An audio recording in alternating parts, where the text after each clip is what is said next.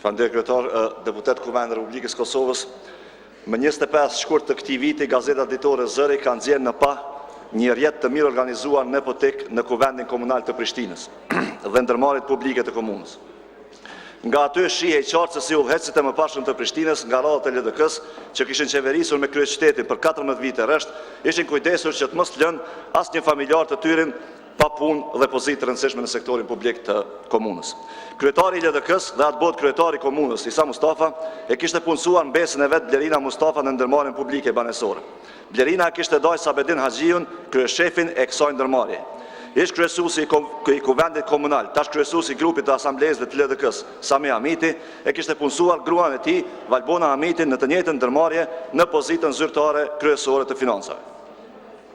Udhëheqës i sektorit të pronës në këtë ndërmarrje është Ilmi Beqiri, vllau i homologut tim nga LDK-ja, Ismet Beqirit, ky i fundit po ashtu ish kryetari i komunës së Prishtinës.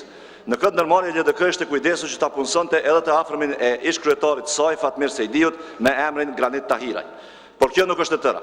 Edhe Halim Halimi, ish drejtor për arsim në komunë, e kishte punësuar vajzën e tij Zana Halimi, e cila i vazhdon studimet dhe avansimet në këtë ndërmarrje. Dhe prapë kjo nuk është e tëra.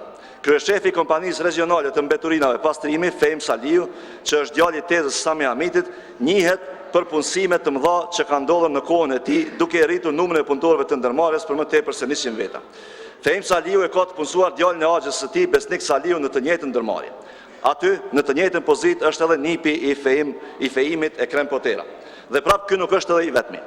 Aty punon edhe Muhamet Veliu, një nip tjetër i Fejimit, dhe mbesa e Fejimit Fatmire Hajdini, si shefe e pagesave.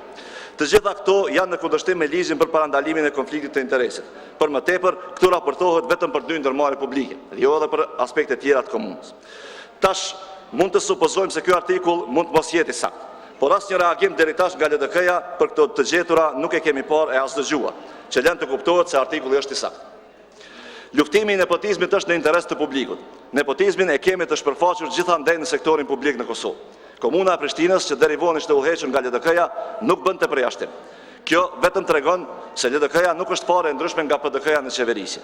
Është e njëjta metodë dhe është e njëjta ide, por me emra të ndryshëm.